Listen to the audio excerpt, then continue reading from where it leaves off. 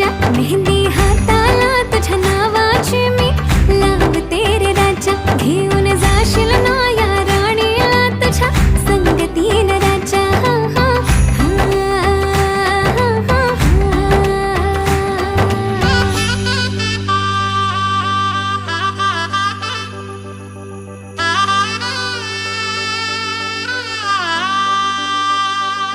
सजली ही नवरी बाई नवरोबासाठी ग, गाली हळदी चाले दिसते किती गोड ग.